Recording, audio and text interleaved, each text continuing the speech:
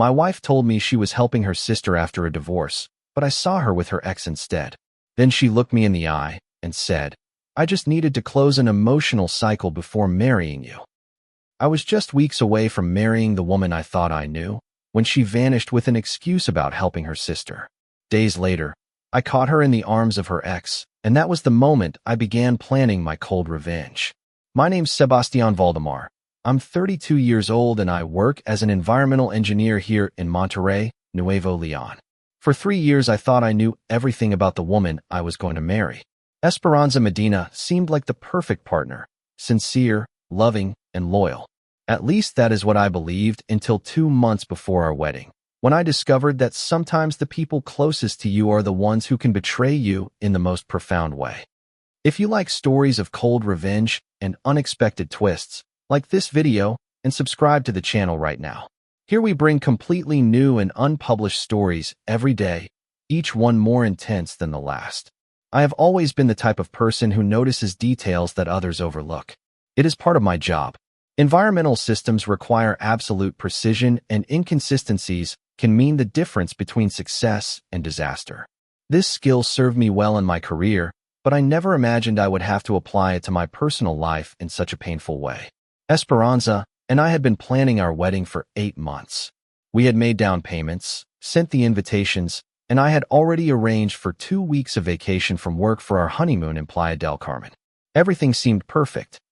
We lived together in a modest 2-bedroom house that I had bought 3 years earlier with an Infonavit loan, and our routines had settled into something comfortable and predictable. Then came that conversation that changed everything.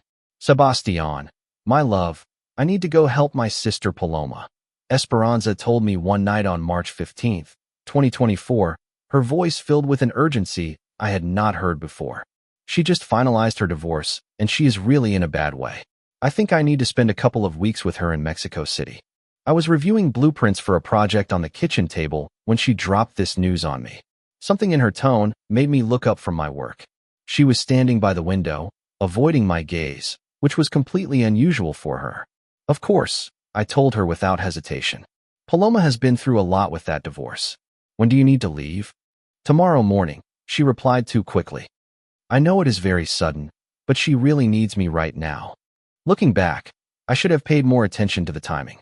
2 months before our wedding, scheduled for May 2024, and suddenly her sister needed urgent help. But I trusted Esperanza completely. I helped her pack her suitcase. I took her to the Monterrey airport early in the morning and saw her off with a kiss, telling her to take all the time Paloma needed. The first week went by normally. We texted on WhatsApp regularly. She called me every other day, and she posted occasional photos on Instagram. Nice coffee shops, walks through neighborhoods in Mexico City, generic shots that could have been taken anywhere. I was busy with an important project at work, designing a water treatment system for a new residential development in San Pedro Garza Garcia, so I did not pay much attention to the distance. But during the second week of March, something changed drastically. The call stopped completely. The WhatsApp messages became sporadic, then disappeared. Her Instagram stories went completely silent. When I tried to call her, it went straight to voicemail. When I wrote to her on WhatsApp, the messages appeared with only one check mark, as if her phone were turned off or had no signal. After 5 days of absolute silence, at the end of March, I decided to call Paloma directly. We had known each other for years, and although we were not close, we had always had a good relationship. Oh, hello, Sebastian, Paloma said when she answered, but her voice sounded strangely tense. How are you? Fine, thanks.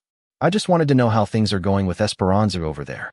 She has not been answering my messages, and I want to make sure everything is okay. There was a pause that was too long to be natural. She needs a little space, Paloma finally said, choosing her words carefully. I think you should respect that for now. Space for what? I asked, feeling a knot begin to form in my stomach. Is she okay? Did something serious happen? I really cannot talk about that, Sebastian. She will contact you when she is ready. And she hung up. That conversation with Paloma left me with more questions than answers and a very strange feeling in my chest. Something was definitely not right. In my line of work, when the data does not match expectations, you investigate thoroughly. You don't ignore anomalies hoping they will resolve themselves. I spent the next 2 days trying to rationalize Paloma's evasive response. Maybe Esperanza had very strong pre-wedding jitters. Maybe she was dealing with some complicated family drama that I did not know about. Maybe she just needed to process emotions about Paloma's traumatic divorce. But this total communication blackout felt completely out of character. This was not the woman I had been with for 3 years. By Thursday, March 28, 2024, I had made a decision. I called in sick to work for Friday. I booked a last-minute flight to Mexico City with Volaris and packed a small weekend bag. If Esperanza needed space, fine. But I needed answers, and I was going to get them.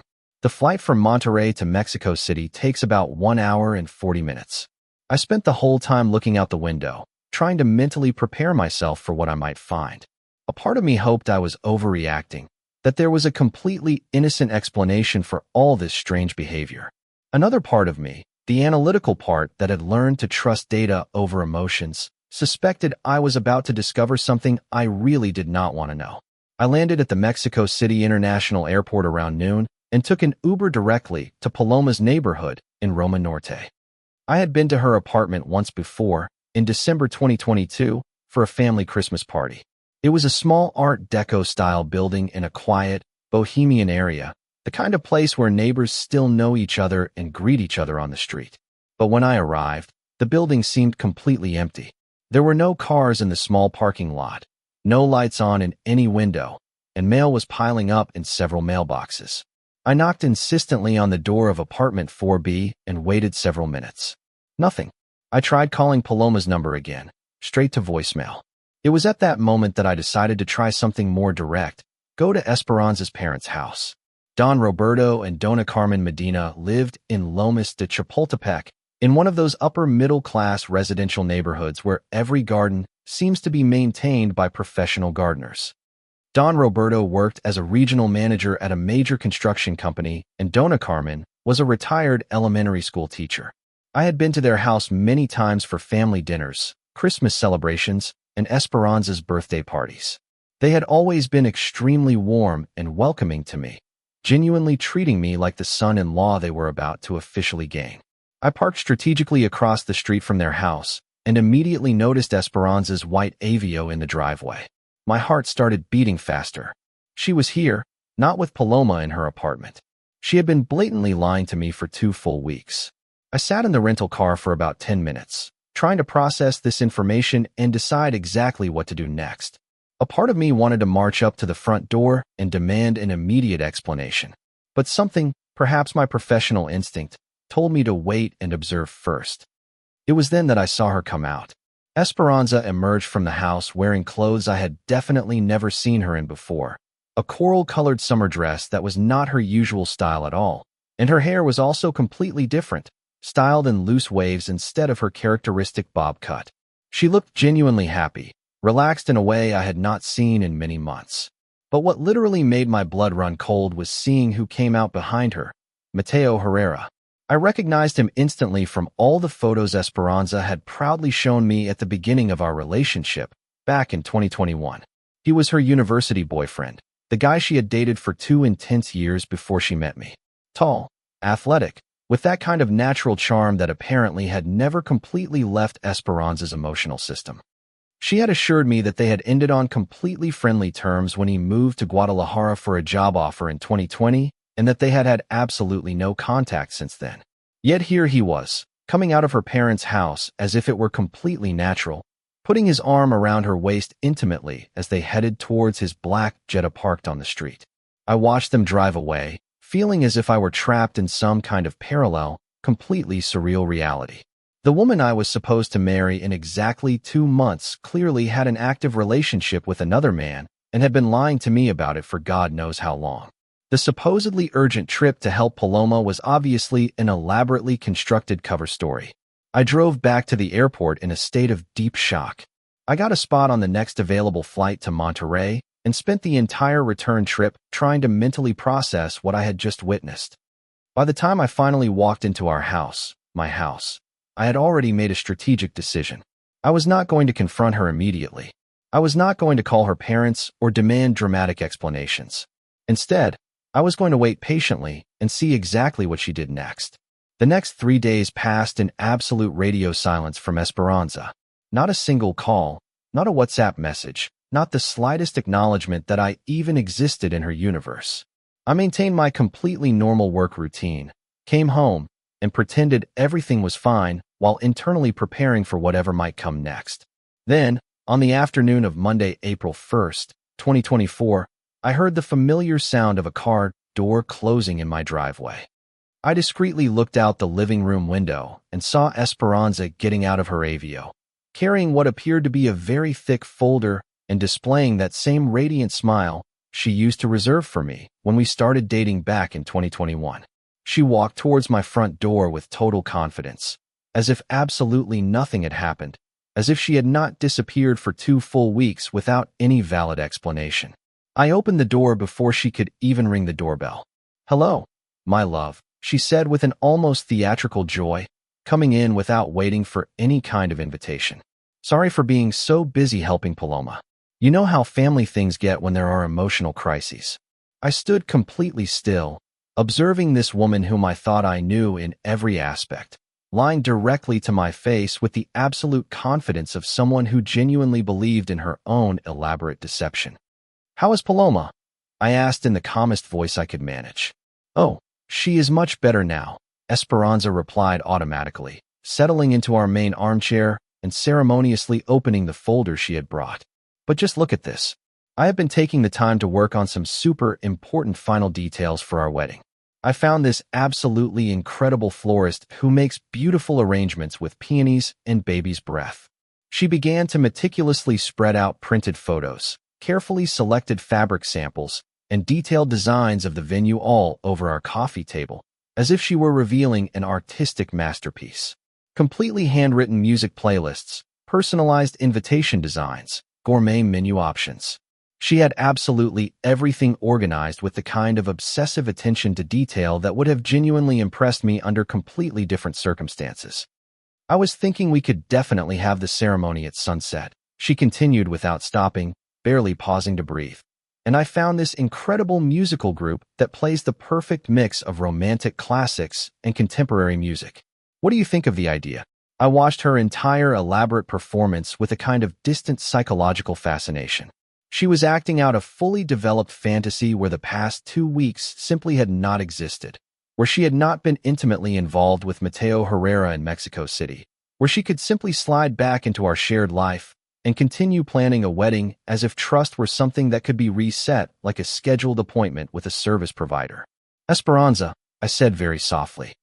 "And look, the catering service has this absolutely incredible salmon option that would be perfect for Esperanza."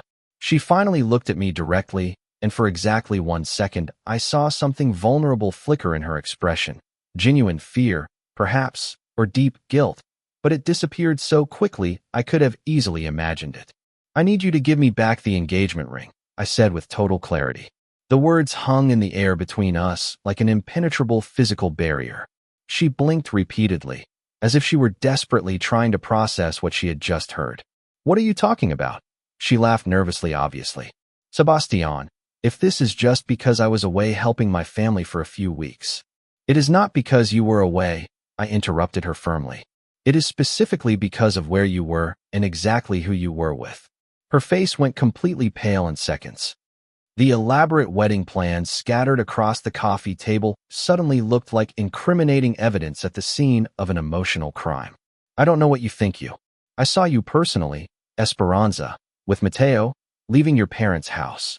She opened her mouth completely, then closed it without making a sound. For the first time in our 3 years together, she had absolutely nothing to say in her defense. "Do you want to try to explain that?" I asked directly. She took a deep, shaky breath. "Sebastian, please, it is not what you were thinking. I ran into him completely by chance, and we just needed to talk about some important things from the past, you understand? We had pending emotional issues that I needed to completely resolve before marrying you." "Pending issues?" I repeated slowly. "Exactly. I wanted to be absolutely sure that I was completely ready for our marriage, that there were no lingering feelings or romantic doubts. I thought it was much better to deal with all that now instead of constantly wondering about it after we were married." I nodded very slowly. "And it took you exactly 2 full weeks to resolve these complicated feelings." "It was very emotionally complicated, Sebastian." We had a lot of shared history that I needed to process properly. And you could not mention any of this to your official fiancé. She desperately tried to take my hand, but I pulled it away immediately. I was genuinely trying to protect you, she said pleadingly. I did not want you to worry unnecessarily about something that in the end was not going to matter at all. The fact that my fiancé is emotionally involved with another man does not matter. I'm not emotionally involved with him at all, she protested desperately. It was literally just closing an emotional cycle, Sebastian, just making sure I was making the right decision for my life. And what final conclusion did you come to? That I want to marry you, obviously. That is why I'm here with all these beautiful plans for our wedding. I walked deliberately to the shelf where I kept all my important documents, medical insurance papers, complete mortgage information, and our signed contract with the event venue. I had been mentally preparing for this exact moment for 3 full days, and I knew perfectly what I needed to communicate.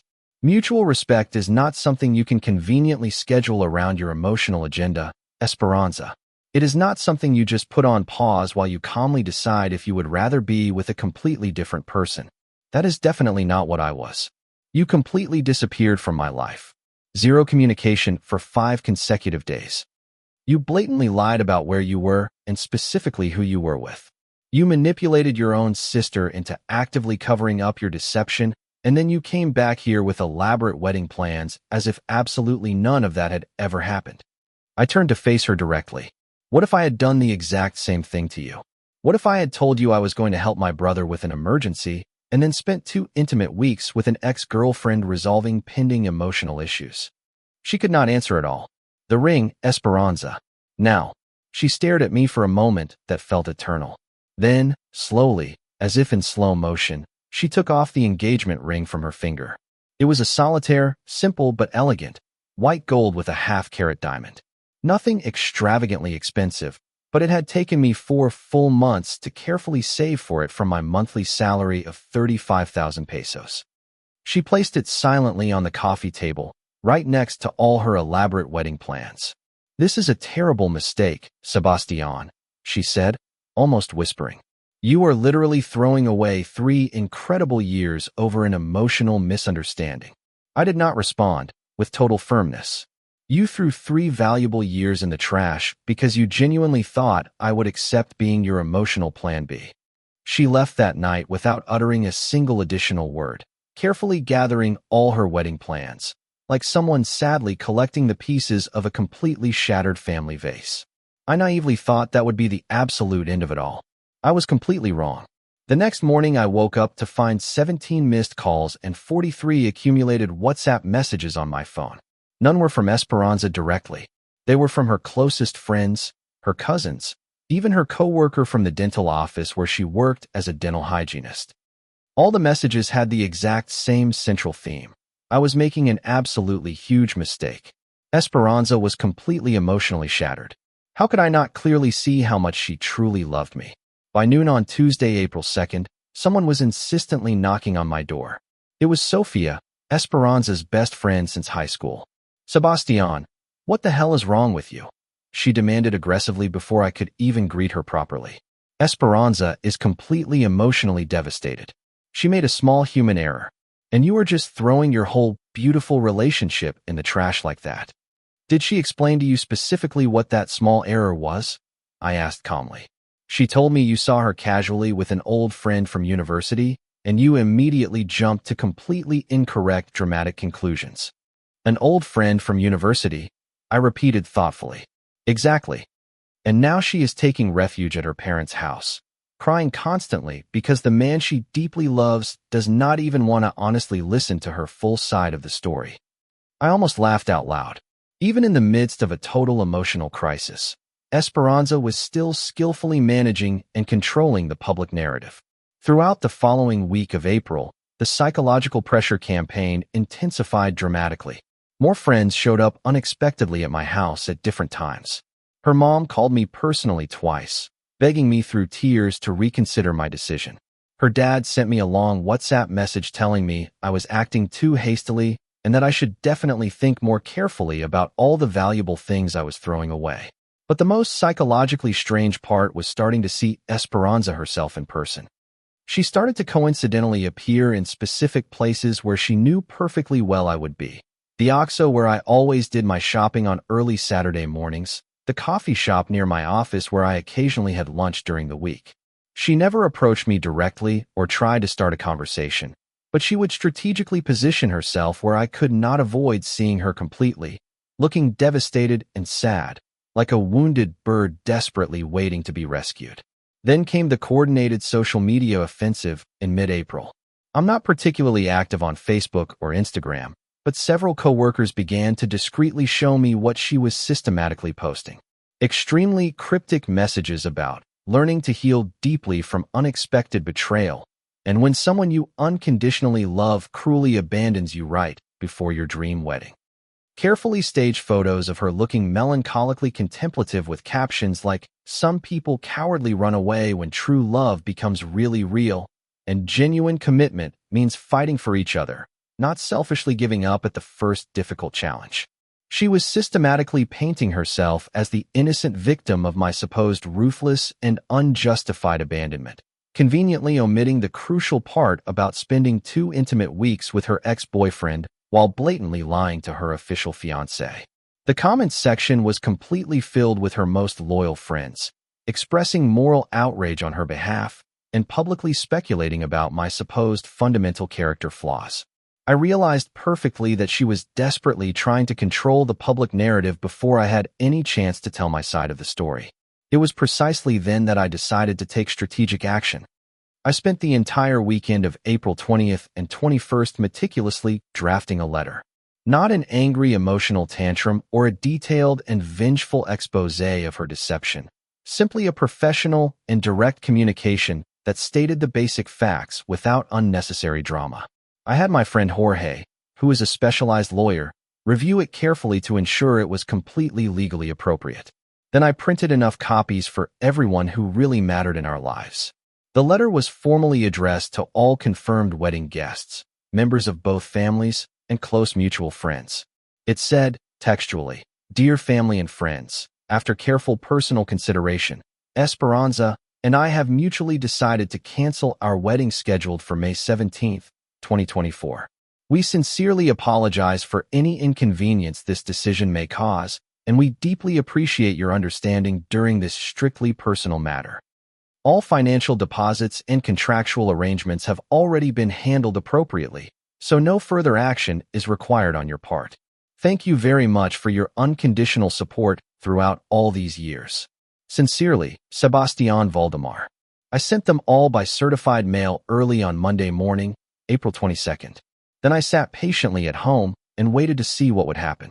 The response was absolutely swift and definitely decisive. In less than 48 hours, the dramatic social media campaign stopped completely. The well-intentioned friends stopped calling insistently.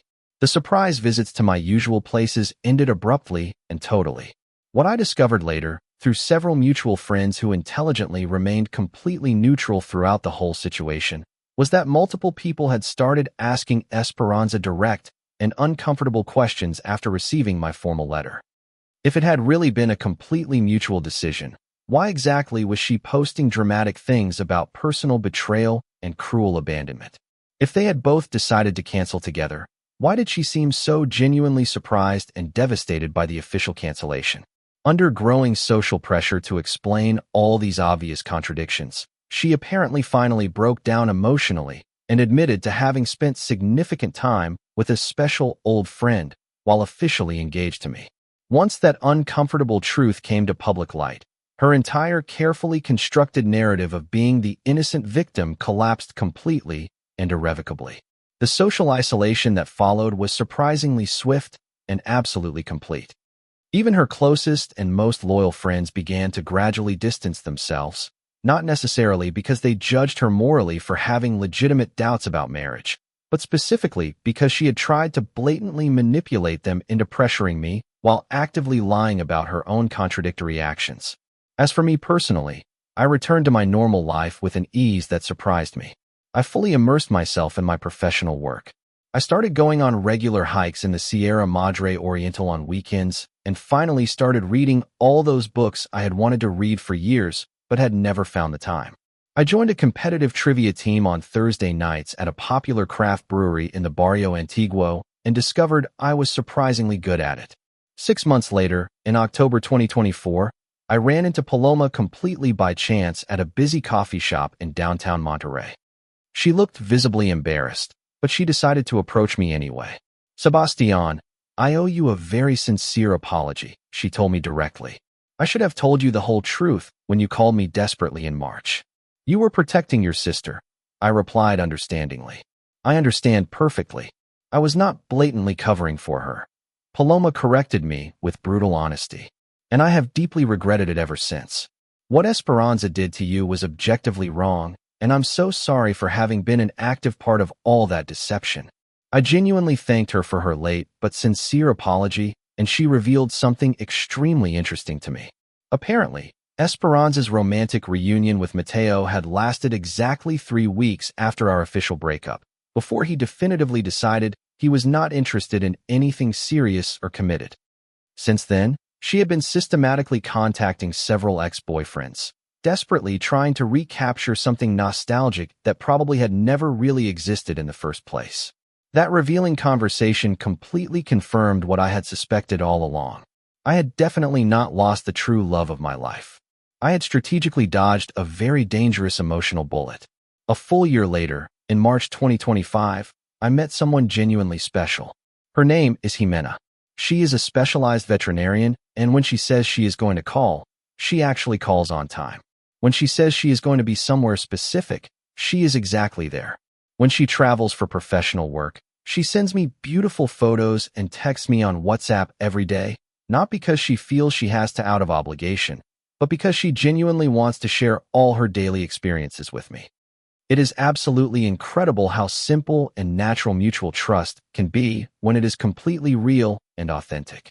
These days in August 2025, I occasionally hear sporadic news about Esperanza through mutual acquaintances who remain in Monterrey. Apparently, she is still completely single. She continues to post elaborate, inspirational phrases about finding truly authentic love and supposedly learning to trust deeply again. Honestly, I don't feel any particular satisfaction from her continuous emotional struggles, but I also don't feel the slightest regret about the decision I firmly made. Sometimes you discover that the best possible revenge is not to make someone pay painfully for what they did to you. Sometimes it is simply refusing to let them waste another minute of your valuable time, while you build something infinitely better without their toxic presence in your life.